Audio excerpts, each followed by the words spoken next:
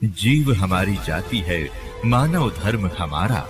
हिंदू मुस्लिम सिख ईसाई धर्म नहीं कोई न्यारा। मगध राज्य का एक बिजली खान नाम का पठान था। वहां का नवाब था वो। एक समय क्या हुआ कि मगध क्षेत्र में सूखा गिर गया, अकाल गिर गया। उन्होंने, क्योंकि वहां मगध नगर है एक छोटा सा, पहले बस्ती जिला था उत्तर प्रदेश में, गोरखपुर से 25 किलोमीटर उरली साइड में बस्ती की तरफ आती। अब उसके नाम ही संत कबीर नगर जिला रख दिया गया है। एक छोटा सा नगर है, मगहर नगर है छोटा सा, जैसे बरवाले से भी छोटा। तो वहां सूखा गिर गया। उसमें हिंदू भी इतने ही हैं, मुसलमान भी बराबर की, दोनों आधी आधी आबादी है उनकी संख्या। तो सभी हिंदुओं ने अपने गुरुओं, ब्राह्मणों और सभी संतों और ये पत्रा वत्रा देखने वाले, इन सब से, भविष्य वक्ताओं से भी पूछ लिया। सभी ने बताया कि 2 वर्ष तक इस क्षेत्र में वर्षा का कोई संयोग नहीं है, क्योंकि आपके पुण्य नहीं है। तो सभी जंतर मंतर करके सब थक गए, हाहाकार मच गई। तो किसी व्यक्ति ने बता दिया कि काशी के अंदर एक कबीर नाम के महापुरुष रहते हैं, वो चाहे तो आपका संकट निवारण कर सकते हैं। अब बिजली खां पठान ने 2 दूत भेजे, अपने सैनिक भेजे। कहाँ? काशी के अंदर। और वीरदेव सिंह बघेल नाम का एक हिंदू राजा था, नरेश, वो काशी का राजा था, नरेश था। और सिकंदर लोधी दिल्ली का बादशाह था। उस दिल्ली के बादशाह के अंतर्गत ये छोटे छोटे राजा और ये सभी नवाब उसी के अंतर्गत आते थे। तो नरेश जो था वो उस काशी का जो राजा था, काशी क्षेत्र का, तो वो भी परमेश्वर कबीर जी की शरण में आ चुका था। जब वो दोनों सैनिक संदेश वाहक बिजली खां पठान का एक पत्र लेकर के वीर देव सिंह बघेल के पास गए, उसमें लिखा था कि हमारे यहाँ बहुत बुरा अकाल गिर गया है, त्राही त्राही मच गई है, और मैंने सुना है कोई कबीर नाम के कोई संत हैं, कृपा उनको हमारे यहाँ भेजें, और हमारे यहाँ वर्षा नहीं हो रही। वीर देव सिंह बघेल ने पत्र लिखा और उसमें कहा कि बिजली खां, इतने बड़े संकट से जूझ रहे हो और संत को बाई ऑर्डर बुला रहे हो, अगर वो आ भी जाएंगे तो कोई लाभ नहीं होगा, आप आओ। अगर वो रजा नहीं बख्शेंगे बाई ऑर्डर बुलाए हुए, आप स्वयं आओ। राजा प्रजा का पिता होता है, उसके दुख से खुद भी दुखी होना चाहिए। आप आइए और स्वयं प्रार्थना कीजिए, अगर वो खुश होकर जाएंगे तो तुम्हारा काम बढ़ेगा। बाकी संत परम है, ये भगवान आए हैं, ये अल्लाह उतरे हैं।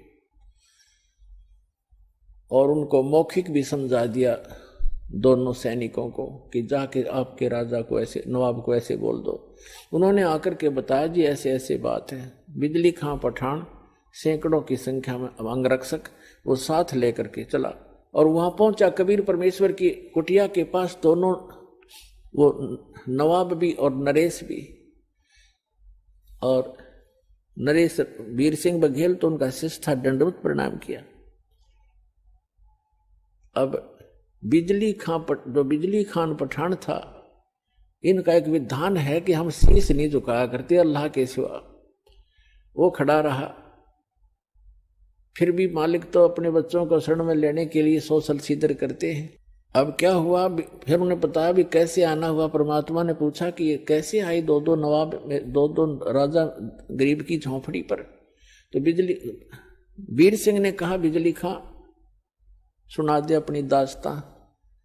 तो बिजली खां पठान ने कहा, भगवान बहुत त्राही त्राही हो रही है महाराज, सूखा पड़ गया है, आप रजा बख्शो। परमात्मा बोले, भाई चलो, जैसी मेरी भगवान सुनेगा मैं भी अपनी अर्ज करूंगा। अगर ऐसा कोई दुख है तो मैं अवश्य चलूंगा और अर्ज करूंगा, भगवान ने सुन ली तो। अब परमात्मा को घोड़े पर बैठा करके लाया गया। आगे क्या देखा कि गोरखपुर जो है, वहां एक टीला है गोरखनाथ जी का, और इन संतों में एक खासियत होती है कि वो इस बात से, अब जैसे शरीर छोड़ गया संत, अब इनकी मुक्ति तो होती नहीं, ये यही धक्के खाते रहते हैं, कोई पितर बन गया, कोई भूत प्रेत रूप में, और जो पितर टाइप हो जाते हैं वो शरीर अपना अन्य जो अच्छी कुछ थोड़ी बहुत भक्ति पूर्व जन्म की या वेदों तक की साधना कर लेते हैं, वो कभी भी शरीर में प्रकट हो जाते हैं, दिखाई भी दे जाते हैं और फिर अंतर्ध्यान हो जाते हैं। तो गोरखनाथ ने सोचा अकाल तो ये गिरना ही गिरना है, यदि कोई संत आया और यहां आकर के उसने कोई जंत्र मंत्र करके कोई थोड़ा बहुत छड़का करवा दिया तो तेरी महिमा कम हो जाएगी। अब गोरखनाथ एक तालाब, एक सूखी तलैया थी, छोटी सी जोड़ी खेतों में होती है, थोड़ा सा पानी आ जाए, वर्षा हो जाए तो उसमें 5-4 महीने का जल उसमें भर जाता है, थोड़ा ही होता है वो क्षेत्र, छोटी तलैया उस सूखी पड़ी थी, उसके किनारे वृक्ष के नीचे अपना वो त्रिशूल गाड़ के बैठा, ऐसे आसन पदम लगा के। परमात्मा ने गोरखनाथ को देखा, अरे साधु महात्मा आए हैं, बिजली खां, रोको घोड़े को, रोका। कबीर साहब नीचे उतरे, प्रणाम किया, प्रणाम नाथ जी। नाथ जी बोले प्रणाम। तो कबीर परमात्मा ने कहा कि बिजली खां, अरे आपके नगर में देखो कितने महापुरुष बैठे हैं, ये जो चाहे सो कर सकते हैं, अर्थ करो इनसे। बिजली खां पठान ने कहा महाराज जी ऐसे ऐसे बहुत बुरा हाल हो गया, त्राही त्राही मच गई है, और कुछ दया करो, जल की व्यवस्था करो, वर्षा करवाओ।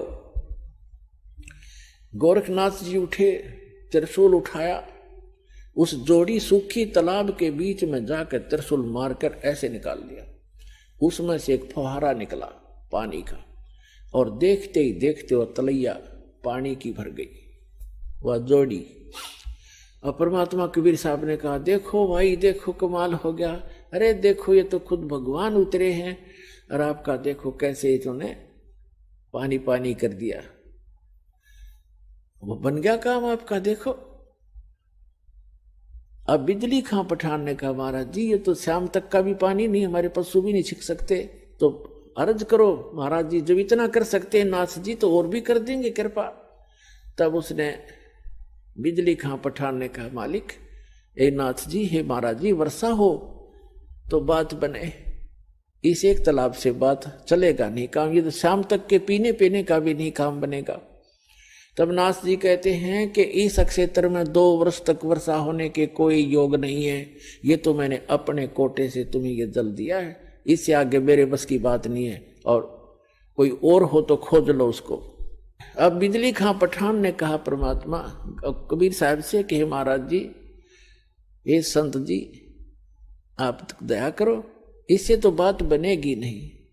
तो जहां गोरखनाथ बैठे थे उससे 100-200 फुट पर, उधर जंगल वन बहुत होते थे, उसमें वृक्ष बहुत होते, 100-200 फुट की दूरी पर एक वृक्ष के नीचे परमात्मा बोले भाई मैं यहाँ बैठता हूँ और परमात्मा में धुन लगाता हूँ और अर्ज करता हूँ भगवान से, और आप अपने घर जाओ, मेरी अर्ज सुनेंगे तो वर्षा हो ही जाएगी। अब वीर सिंह वो बिजली खां पठान और सभी जो भी उनके साथ थे अपने नगर की तरफ चल पड़े। मगहर से 1.5 किलोमीटर की दूरी पर वो स्थान है, ये दास उसको देख कर आया है, बहुत से बच्चों के साथ हमारे भक्त भी गए थे। तो वहां बैठ गए कबीर साहब, ऐसे कहते हैं लाल प्रकट नहीं हुआ करते, ऐसे भोले से बनकर जैसे भगवान से अर्ज कर रहे हैं, धुन लगा रखी है, धुन भगवान में धुन लगाई, और मुश्किल से वो आधा किलोमीटर गए होंगे बिजली खां पठान और उसके सारे सैनिक से। इतनी जबरदस्त घटा उमड़ कर आई और मूसलधार वर्षा होने लगी। बोल सतगुरुदेव की जय हो, कबीर भगवान की जय हो।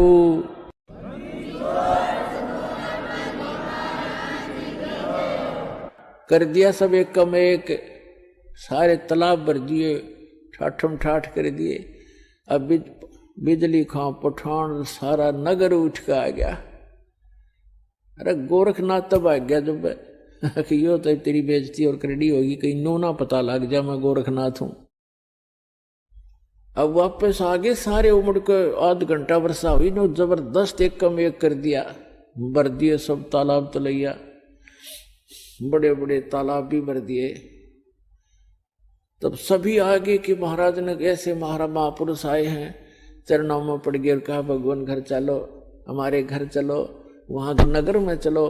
परमात्मा बोले भाई नगर में ऐसे नहीं जाया करता मैं, पहले मेरे शिष्य बनो, हिंदू और मुसलमान दोनों दीक्षा लो, जैसे मैं साधना बताऊं वैसे साधना करो तो मैं चालू।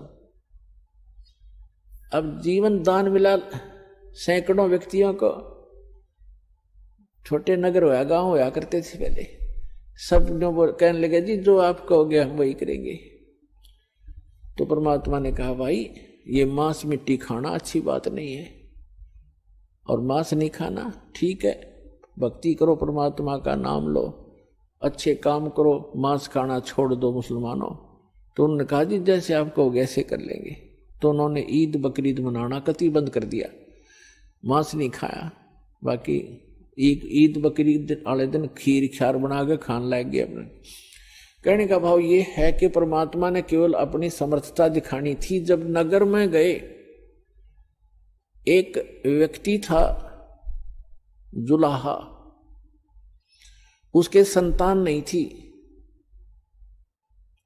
और उसने अर्ज करी भगवान से, हे परमात्मा एक संतान हो जा दास के और मेरा भी वंश चले।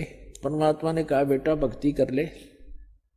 कहते हैं 1 लाख पूत 1.25 लाख नाती, क्या मांगू कुछ स्थिर ना रहाई, देखत नैन चला जग जाई। 1 लाख पूत 1.25 लाख नाती, और उस रावण का दीवान बाती। आप तो एक संतान प्राप्त करने की इच्छा करते हो, और रावण के 1 लाख पुत्र थे, आज उसका कोई ज्योति दीपक जलाने वाला शेष नहीं रहा। कैसे लोक में क्या मांग रहे हो मेरे से, मोक्ष मांगो भाई। पर इतनी बुद्धि हमारा काम नहीं करती जितनी। फिर परमात्मा का आना जाना बन गया वहां पर अपने भक्तों को संभालने के लिए। तो एक मुसलमान दुल्हा था, उसके संतान नहीं थी, और बार बार जब भी भगवान जाते थे यही अर्ज करता था। तो परमात्मा ने कहा ले वे ठीक है, तू यही मांगता है तो 10वें महीने तेरे घर एक संतान, एक पुत्र आएगा। ऐसा ही हुआ। ये दास वहां गया था बहुत से भक्तों को साथ लेकर के। तब वहां जो मगर के अंदर, बताऊंगा आगे चल के, उसको उसी के लिए कथा बनाई जा रही है। तो वहां एक व्यक्ति मिला था जो परमात्मा की वहां यादगार के ऊपर वो बैठा था। वो कह रहा था हमारा जो एक हमारी जो पीढ़ी चल रही है वो कबीर परमात्मा के आशीर्वाद से चली है। हम आशीर्वाद से हमारे दादी का जन्म हुआ था, और उसको कहते हैं मोहल्ला कबीर करम। मगर के अंदर एक मोहल्ला कबीर करम नाम का है। कबीर करम माने कबीर जी के रहम, कबीर जी के रहम से बसा हुआ एक मोहल्ला, उसको कहते हैं मोहल्ला कबीर करम। तो कह रहा था हमारा मोहल्ला कबीर करम नाम से जाना जाता है, और हम उन्हीं के आशीर्वाद से हमारा आदि वंश चला हुआ है। तो पुण्यात्माओं, इस एक कथा से आपको कितना पता चला कि मासा घटे ना तिल बधे, वेद ना लिखे जो लेख, और सच्चा सतगुरु मेट कर ऊपर मार दे मेख। अब 60-65 वर्ष का वो जुलाहा हो चुका था, 70 वर्ष 65 से भी ऊपर उम्र हो गई थी। उनको संतान दे दी, और 2 वर्ष तक उस अक्षेत्र में अकाल गिरना था, कोई वर्षा नहीं होनी थी। वहां वर्षा दी। ये वो समर्थ परमात्मा है जो सतगुरु जो चाहे सो करही, 14 कोट दूत जम डरही, ऊत भूत जम त्रास निवारे, चित्रगुप्त के कागज पाड़े। चित्रगुप्त के कागज धर्मराज के लेख मिटा दूं, परमात्मा कहते हैं लिखे हुए को काट कर धर दूंगा। और अपना लिख दूंगा उसके ऊपर। वो करके दिखा दाता ने। तो बिजली खां पठान और वहां हिंदू और मुसलमान सभी परमात्मा कबीर जी के शिष्य बन गए। काफी वर्षों तक बड़ी श्रद्धा से लगे रहे। अब एक दिन पर